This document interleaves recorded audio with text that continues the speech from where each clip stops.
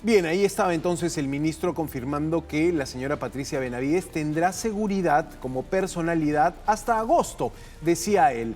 Bueno, entre otras cosas, esto y más le vamos a consultar al abogado de la doctora Benavides, al doctor Humberto Abanto, quien ya nos acompaña en los estudios. Doctor Abanto, muy buenas noches. Muy buenas noches, muchas gracias. Bueno, yo decía, anoche el peruano se acostó, se durmió viendo a la Junta Nacional de Justicia decir ejecución forzosa. Vamos a proceder incluso con el uso de la fuerza pública para reponer a Patricia Benavides.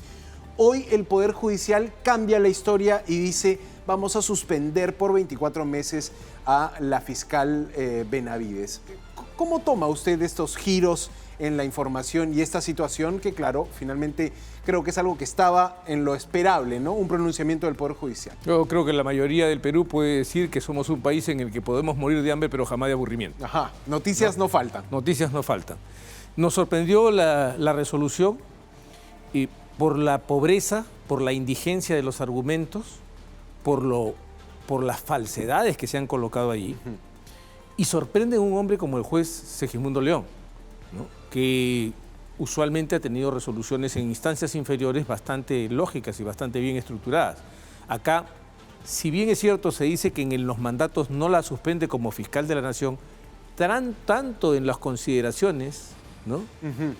Que donde él expone el resumen de los hechos, dice que ella ha sido repuesta por la resolución 235. Incluso en la parte resolutoria, ¿no? Hace alusión a esa resolución 231, ¿no? Por eso, entonces, si nos dice eso, ¿qué es lo que dice la resolución 231-2025? Que Patricia Benavides es fiscal de la Nación. Entonces, si es fiscal de la Nación, ¿cómo es que él da trámite a un pedido de otra fiscal de la Nación cuando en la Constitución solo hay un fiscal de la Nación y en la ley orgánica igual? ¿Usted ahí ve una primera incoherencia en esta gravísima contradicción, pero segundo, contradice los hechos. Y ahí viene una parte muy grave, porque insertar un dato falso en una resolución constituye, hasta donde yo he leído en el Código Penal, el delito de prevaricato. ¿Y cuál es el hecho falso? Que la señora esté ejerciendo el cargo y que es funcionario, por lo tanto. Porque a nadie le falta conocimiento acerca de que desde el 13 de junio que se dio la resolución hasta hoy, la Junta de Fiscales Supremos había decidido no ejecutar la resolución de la Junta Nacional de Justicia hasta que le notificaran con la resolución, con todas las firmas, con la grabación de la sesión, etcétera. Ahora, para efectos prácticos y para que la audiencia también pueda entender, si el mensaje de la Junta Nacional de Justicia ayer ponía muy cerca a Patricia Benavides de una reposición, hoy lo que ha hecho el Poder Judicial es anular esa opción porque la suspenden. ¿Exactamente de qué la suspenden? La suspende como fiscal supremo, según dice la decisión, pero es obvio que el efecto es también suspenderla como fiscal de la Nación. Claro. Porque no se puede ser fiscal de la Nación si no se es fiscal supremo, ¿no? Entonces, estamos ante una situación donde la doctora Benavides no podría ya asumir la Fiscalía de la Nación. No, y así lo hemos entendido nosotros y por eso estamos presentando hoy mismo el recurso de apelación, para ver si el doctor León mantiene esa velocidad y mañana nos concede inmediatamente el recurso de apelación y eleva el expediente a la Corte, a la Sala Penal Permanente de la Corte Suprema. ¿Esto ya ustedes lo presentaron? ¿Ya presentaron la No, apelación? estamos ingresándolo en un rato más. Estamos trabajando. Me he salido del trabajo para venir a hablar con ustedes. ¿Y podría ser que mañana ya el Poder Judicial tenga la apelación de ustedes y ya también programe? ¿Esto se tiene que ver? No, ¿Se tiene primero que programar una audiencia? el juez León tiene que conceder el recurso de apelación y elevar el expediente a la Sala Penal Permanente. La Sala Penal Permanente declarará bien concedido o no bien concedido el recurso de apelación y después citará audiencia. ¿Le tocará al juez San Martín, quizá? Preside el doctor César San Martín la Sala Penal Permanente. Y ahí es donde vamos a ver qué ha pasado con la jurisprudencia de la Corte. Porque, en primer lugar, ya se había establecido en el caso Arce Córdoba y en el caso Gálvez Villegas, que no se puede suspender a quien no está en el cargo. Y segundo, que no se puede dar trámite a estas cosas cuando hay denuncia constitucional. Pero el señor juez ha dicho, sí, existe esta jurisprudencia, pero existe esta otra. Pero no explica por qué escoge la segunda. Correcto. Cuando es anterior y las otras son recientes. Ahora, también lo vimos en la audiencia precisamente donde enfrentaba sus argumentos a los del fiscal Bayón, que era el fiscal adjunto supremo que presentaba los cargos contra Patricia Benavides. Lo vimos a usted reclamar también que el fiscal acusaba, ya parecía acusar a Benavides, ya iba con el fondo de la acusación. Y cuénteme un poco cuál es esa acusación, de qué se le imputa a la señora Patricia Benavides. Se le imputa el haber incurrido en haber sido sobornada con las declaraciones de un policía por gestión de un investigado, ¿no? Pero el punto sencillo aquí es que el señor juez no ha leído la resolución, no ha leído las declaraciones, porque este policía Rodríguez Menacho, al que se refiere el juez y se refiere el requerimiento, dice: yo hice mi informe sin que nadie me hablara, solo por la orden de mi superior. Pero ellos dicen que el informe lo hizo a instancias de un intercambio doloso entre la doctora Benavides y este investigado. Hablamos también, y ayer el fiscal Bayón decía, la doctora Benavides cometió criminalidad funcional, decía, se rodeó con asesores para cometer una serie de delitos, incluso tocando a otras instituciones, Congreso, Poder Ejecutivo. Pero eso no era parte de la acusación. Es decir, en esta carpeta eso no tenía nada que ver, y por eso es que el propio juez tampoco ha podido ingresar ese material. ¿Y por qué el fiscal ayer estaba con toda esta...? Porque también las audiencias son públicas y se pasan por la televisión, y de lo que se trata es de denigrar a Patricia Benavides en medio de esta campaña, ¿no? Ahora, lo cierto es que hay una causa, una investigación, podríamos decir incluso una denuncia constitucional elevada al Congreso. Ayer usted lo mencionaba en audiencia. Sí, ¿no? pero además he señalado una cosa muy importante. Si ustedes recuerdan, a la señora Benavides se le imputa formar parte de una organización criminal, ser la jefa de una organización criminal, en la que algunos de sus miembros le prepararon el que sea nombrada fiscal suprema por la Junta Nacional de Justicia anterior, seduciendo a dos miembros, el señor Ávila y el señor Thornberry. Correcto. Ok. ¿Quién era su competidora? Delia Espinosa es lo que usted mencionaba, ¿no? Yo le pido que revisen, claro. ahí están las actas. Ahí decía, le falta objetividad al fiscal Bayón porque era su jefa. A su jefa. Porque quien investigue es su jefa. El señor Bayón es el mensajero o encargado en este caso. El punto central es que si la señora es agraviada, hay que recordar lo que pasó con el caso Oré Guardia en el caso Cócteles. Por ahí va a ir su argumento para esta apelación. No, fíjese, una de las cosas más graves de esta resolución es que si usted revisa la audiencia de ayer, el primer argumento que yo lanzo es ese, y no va a encontrar una sola palabra. Es más, el juez lo suprime en su resolución. Enumera mis argumentos, excepto el de la falta de imparcialidad. Ahora, doctor, dejando de lado el caso y el tema de la resolución del Poder Judicial y volviendo a esta situación de crisis de Benavides intentando regresar con su resolución de la JNJ, hay algunos que piensan que la política está detrás de esto, que son los políticos los que buscan posicionar nuevamente a una fiscal que los favorezca, que no los investigue. ¿Cómo responde, digamos, a esto? A la mano de la política. Según esa teoría, ¿y quiénes fueron? Todo esto fue casualidad que sacaran a 5 fiscales supremos de casualidad para tomar el control del Ministerio Público? O sea, ¿quiénes son los que han capturado el Ministerio Público? No quienes tratan de capturar.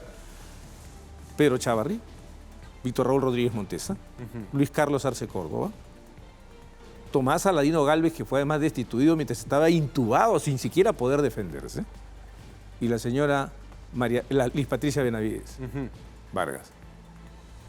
5 fiscales supremos, todos desaparecidos de un plumazo por la Junta Nacional de Justicia, que obedecía a quién, hablando, digamos, de estas cosas. ¿Usted iría a la política en su momento también? Por supuesto que hay un contenido político, porque finalmente, pregunta, para el ciudadano común, ¿tenemos menos crimen o más crimen desde que comenzó esta cacería de fiscales en el Ministerio por parte de la anterior Junta Nacional de Justicia?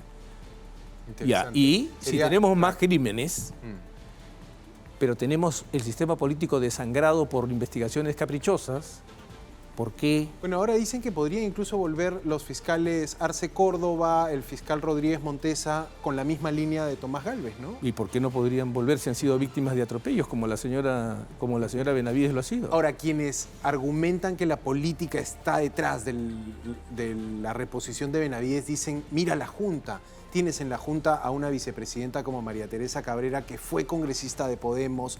La Junta también está politizada. ¿Usted considera eso? ¿Que la Junta también puede, como en su momento, usted me dice, en su momento la Junta se politizó? Ahora hay algunos que dicen, ahora también está politizada. Pero por un miembro. Pero la señora Cabrera era originalmente jueza. O sea, ella entró a la política y ahora salió de la política. Así es. ¿no? Era originalmente jueza, su carrera fue ser juez. Sí. Sí, no, la vimos también en el aniversario de TC, justo le tocó sentarse al lado de Delia Espinosa. Sí, qué descuido del protocolo, ¿no? Un tema complejo. Pero entonces, entendiendo que Patricia Benavides acatará, porque ustedes acatarán esta decisión. Nunca hemos judicial, desacatado. lo que se espera es, ¿cuál es su expectativa, digamos, en lo procesal? Que le acepten la apelación, que se eleve, que el juez San Martín se pronuncie y ver qué pasará ahí. Tres cosas muy claras. Vamos a poner la apelación inmediatamente. Y vamos a poner a prueba la celeridad del doctor León, quien seguramente va a decir, pero el Ministerio Público no ha puesto su recurso porque yo he declarado fundado en parte y él también tiene derecho de apelar. Ya veremos. Segundo, vamos a ir en queja directa a la Junta Nacional de Justicia por las graves faltas de motivación. Es importante recordar que en la ley de carrera judicial es una falta muy grave no motivar las decisiones judiciales. Claro, no tener un sustento. Así es. Y tres, y por supuesto también a la Junta Nacional, a la Junta de Fiscales Supremos, porque no han cumplido con lo ordenado por la Junta Nacional de Justicia. Esto que ayer fue calificado como una grave desobediencia, un grave desacato. Así es. De no cumplir con una orden administrativa, lo que decía la Junta, ¿no? Y vamos a esperar la decisión de la Sala Penal Permanente, que esperamos tenga la misma diligencia y premura que el doctor León, que como ustedes pueden ver, en 6 horas logró escribir 53 páginas con citas, recortes y cuadros, lo que muestra un nivel de eficiencia muy elevado. Justo me entero también que el doctor Segismundo León es un juez supremo provisional. La provisionalidad en el sistema judicial también entendemos que es un gran problema que seguimos arrastrando. Y además es grave porque es un defecto de la ley. La Constitución establece que los aforados, la señora Benavides es aforada, son juzgados por la Corte Suprema, pero cuando se refiere a la Corte Suprema y usted mira en la Constitución, se refiere a los jueces supremos titulares. Es la ley orgánica la que permite que haya jueces supremos provisionales para completar la tarea jurisdiccional. Un juez provisional obviamente es más vulnerable a presiones que un juez titular. Para empezar, al juez titular nadie lo puede mover de su sitio. Al juez provisional lo devuelven a su instancia inferior y con eso no solo pierde privilegios, pierde ingresos. Ahora, entonces, claro, la situación es totalmente distinta. Sí, bueno. Eso debería corregirse en las normas, pero además me jacto de ser el primero en haber dicho que este problema de la provisionalidad en la Corte Suprema debería ser resuelto por el Poder Ejecutivo dando un crédito suplementario y el Congreso modificando la ley orgánica del Poder Judicial. Ahí le apunto que creo que la provisionalidad es una de las tareas que no cumplió ninguna junta, ni la anterior ni esta han logrado revertir. Por falta de recursos económicos y de legislación, porque la ley orgánica dice que solamente hay 20 jueces supremos cuando trabaja con 47 jueces la Corte Suprema. Correcto. Ahora, claro, para explicarle rápidamente a la ciudadanía, el juez provisional no es el juez nombrado, no es el juez de carrera, no es el abogado que participa de un concurso y se calza. Es el que el presidente de la Corte Suprema o de la Corte Superior decide y elige por sí mismo. Y obviamente su permanencia depende de que le agrade o no le agrade a quien lo puso allí. Ahora, doctor Abanto, hoy también el gobierno se pronunció sobre la seguridad de la doctora Benavides, ¿no? Diciendo que ella tendrá hasta agosto protección policial como personalidad. ¿No era irregular esta protección en la medida que no era fiscal, que ya estaba sancionada, suspendida? O sea, ¿por qué la policía cuidaba? No, hay un periodo en el que subsiste la seguridad, porque además en un país donde pasan cosas tan raras por el apasionamiento, recuerde usted ese joven que fue y le metió un puñete al congresista Ricardo Burga. Correcto. Eso no podría ocurrir en medio de esta pasión que hay con el tema de la señora Benavides. Yo creo que hace muy bien el ministro en cumplir con un decreto supremo que establece estas reglas de protección. ¿Apellido de Benavides fue? Digamos, obviamente. Ella pidió seguridad claro. En su momento, incluso estando suspendida como... Es que no estaba suspendida. Ella pidió, apenas se dictó su reingreso a la carrera. Y un tema puntual e importante, el artículo 16.2 de la Ley de Procedimiento Administrativo General señala que las resoluciones que benefician al administrado tienen efectos desde la fecha de emisión. Correcto. Entonces la policía tenía la obligación de cumplir eso. Ok, y ese es el estado en el que están las cosas, por lo que ha dicho el propio ministro Carlos Malabra. Así es, esa es la fotografía. Doctor Abanto, le agradezco su tiempo, gracias por comentarnos esto. Lo último nada más, se presentó como abogado del doctor Vladimir Cerrón. Sí, claro. Sí. ¿Cuál es ahí su línea de defensa? La línea de defensa es muy clara. De la justicia. A ver, el señor Cerrón venía cumpliendo con la comparecencia restrictiva, venía cumpliendo todas las reglas de conducta, hasta que vinieron dos fallos inicuos, dos fallos arbitrarios que lo condenaban. Estos fallos han sido declarados ilegales y arbitrarios por la Sala Penal Permanente de la Corte Suprema y por el Tribunal Constitucional. Estos hechos que originaron, que obviamente son nulos por su arbitrariedad, originaron la revocatoria. Una lógica es muy sencilla. Cuando hay un acto nulo, las consecuencias del acto nulo son nulas también. Y la revocatoria se dio porque él quebró las reglas de conducta, producto de esta ilegalidad. Tendría que producirse una variación, porque es evidente que la situación de hecho ha cambiado. Vamos a ver qué decide la segunda sala de apelaciones de la Corte Nacional. Quizá también usted podrá sugerirle que se ponga derecho y así le da una impresión a los jueces de cumplir con las normas. Que yo no creo en el sacrificio de los derechos para satisfacer a la galería. Lo que yo creo es que la Sala Penal de Apelaciones debería percatarse de dos cosas que tiene que diferenciar. Una violación de la regla por la regla, o sea, sanciono solo porque la regla lo dice o por la finalidad de la regla. Ya la misma Corte Nacional ha establecido, por ejemplo, el caso Cócteles, no sé si usted recuerda. Keiko Fujimori tenía la prohibición de reunirse con Miguel Torres y con Lourdes Flores. Le pidieron la revocatoria, ¿se acuerda de la comparecencia por haberse reunido con ellos en un acto político? ¿Y qué dijo la Corte? No, señor. La señora no estaba tratando de enturbiar el proceso. Su actuación no estaba dirigida a enturbiar el proceso. Su actuación estaba dirigida a expresar un acto político. Y por lo tanto, que ese criterio se llama regla por la finalidad. Entonces, yo vigilo que se cumpla con la finalidad de la regla y no por el simple quebrantamiento de la regla. Si la Sala Penal de Apelaciones tiene en cuenta este concepto, que es muy importante, debería variar la condición del señor ¿No le Cerrón. sugeriría antes usted al señor Cerrón entregarse a la justicia? No, yo no le sugeriría porque en verdad soy de los que sigue creyendo que González Prada no estaba equivocado. González Prada en nuestros magistrados dijo que si lo acusaran de haberse robado las agujas de la catedral se refería a las torres y ellas estuvieran allí y lo persiguiera un juez peruano, él huiría. No se entregaba, correcto.